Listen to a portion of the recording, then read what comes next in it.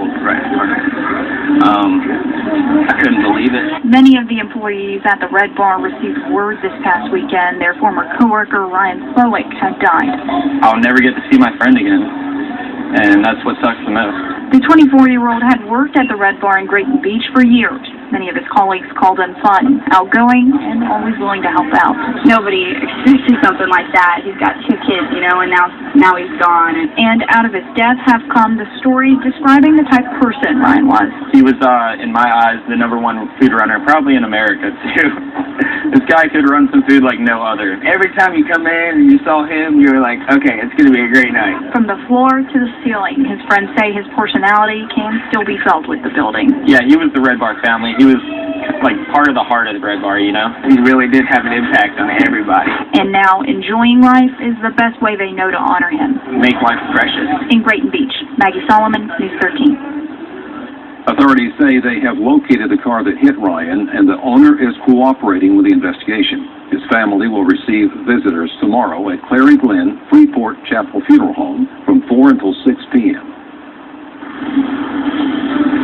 There is still more to come on News 13, including some outdoor changes for Gulf Coast State College. An update on the plans paving the way to the future. Well, it's very simple how they could take care of this problem and deter people from hitting and running. Well, first of all, they have what are called novelty tags. Florida State University Seminoles tag is a dark tan and maroon in color. And so when you are in traffic and you see one of them tags, and another one is the one that saved the whales. It's a dark blue and black. And the people will pay more for these tags. Not only that, in the state of Florida,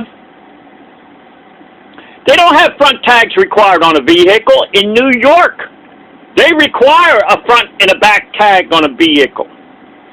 On top of that, why don't they have the tags a minimum 4 feet across? Not only that, you'll notice that a lot of cars that are now made, there is room for a larger car tag. So, these are all in the favor of somebody does a hit and run. Not only that, if somebody does a hit and run on somebody, they're not, 9 times out of 10, they're not backing up with the vehicle. They're hitting them with the front of their vehicle. And guess what? There ain't required no tag on the front of a vehicle.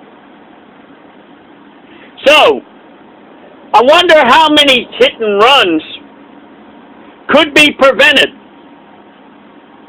if it was required to have tags. And I'm talking about way back in 1989. It's now 2016. I don't even want to count the years up. Back in 1989, I came out with a flyer suggesting that car tags be 4 feet across. No fancy colors. Simple white background, bold black letters.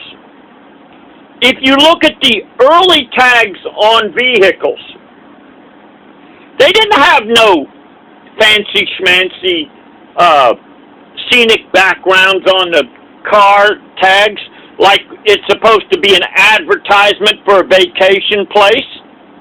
No. It was a simple background, and the tags were a lot easier to read. Nowadays, they'll take, another thing that they'll do is they'll crunch up the car tag number, and the state will put some kind of idiotic symbol like an advertisement for the state. And so therefore, what happens is The people in the cars, they love that, man. So the chances of them getting away is a lot better. And I can't help but thinking there is some kind of strong incentive to have tags that can't be read.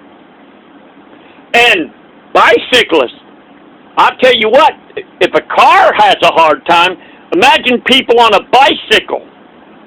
Here they are when they're going down the road and they get a hit and run. The chances of the bicyclist or anybody seeing them is next to nothing. And then, even if a motorist happens to spot it and tries to turn it in, they can't do it. Not only that, I've had it in where I've tried to turn in a car, and they would say,